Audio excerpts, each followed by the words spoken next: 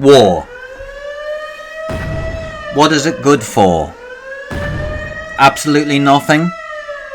Think again, for although brutal and terrible, war is comparable to an enema to purge a tyrannical regime, like that of Nazi Germany or Idi Amin.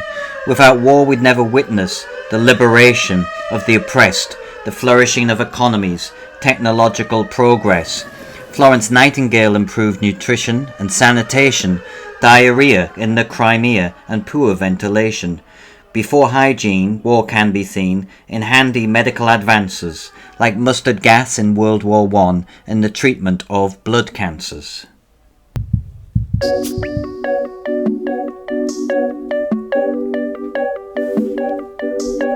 There are no benefits for the innocent killed or wounded, I confess. But for technology, economy, political autonomy, war can drive progress.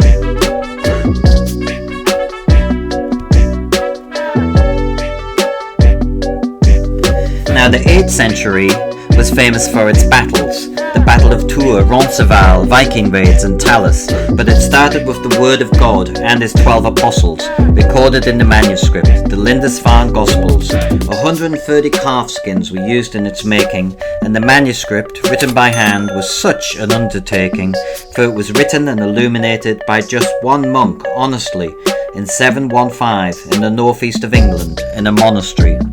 And during its creation, a Berber did assault the Iberian Peninsula, renaming it Gibraltar. For the name of Gibraltar is actually Arabic for the hill of Tariq, or Jebel al-Tariq. With a mighty Muslim army, Tariq conquered Spain, and the sites of Moorish influence we see time and again. Without the Moors, algebra and chess would not have reached us, nor oranges and lemons, pomegranates, peaches.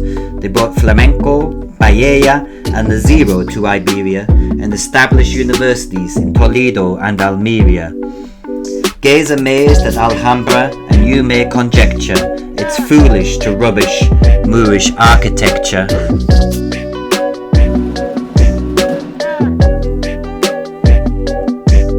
Now these same Moors marched on to France and were stopped in their advance by the king of the Franks. Well, he wasn't quite a king, but he founded the empire known as the Carolingian. His grandson would climb higher. Charlemagne, that was his name, you probably have heard, was crowned king in 800 by Pope Leo III. But back to Charlie Martell and the Umayyad invasion, whose victory curtailed Western Islamization. He led the Frankish forces in the Battle of Tours, or Poitiers as some would say, where he thankfully obscured the sheer size of his army as the Franks hid in the trees, not just to hide their numbers, but to block the cavalry attack that was expected from the Arab caliphate. But unclear about their size, a week they had to wait before his troops, who, shivering in the winter bitterly, were forced on horse to break the Frankish square of infantry. The Frankish force accomplished what was not thought possible, to withstand a heavy cavalry charge from a hitherto unstoppable army, which had disarmed the Spanish like a tsunami. Yet Charlie routed with relative ease, making the Umayyads depart over the Pyrenees. So thank Charlie Martell in 732 for saving Western Europe from a troubling Muslim coup.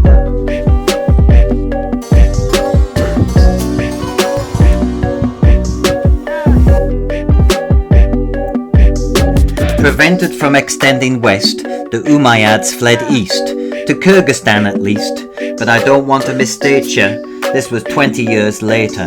They travelled to Talas with their battling caliphs, now Abbasid caliphs, to the Tang near Taras. Taras and Talas were on the Silk Road.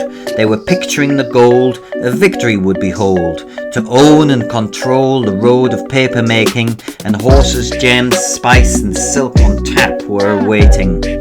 So the Abbasids attacked the Tang Dynasty, and their superior might meant a lavish victory, since 2/3 of their army were Khalid mercenaries, who defected to the Arab side,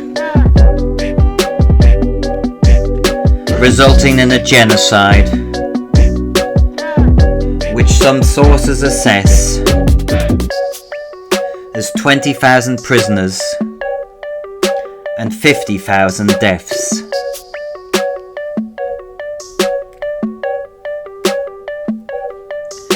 But it isn't all massacres that have occurred in the Arab world. There was astronomy and algebra and even agriculture, and to break the monotony, breakthroughs in trigonometry.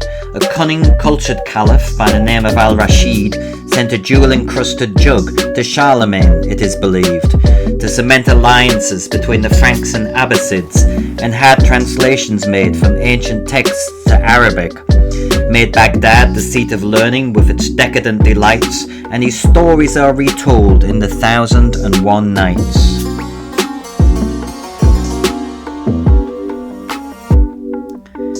But it was a bloody century, you cannot deny it. With Tariq, Tours and Talas, violence had not subsided, and in 793, according to monkish writings, Lindisfarne was looted by axe-brandishing Vikings.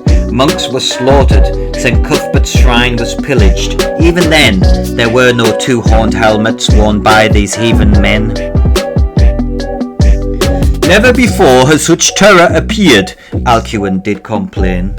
They're raiders, not traders. They've come to invade us, at the court of Charlemagne.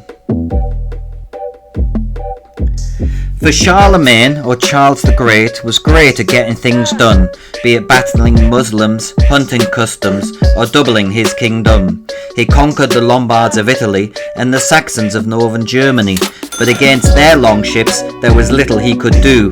There were Viking sightings in Iceland and Ireland too, and also into Russia, down the Dnieper eventually. But to find out more of what's in store,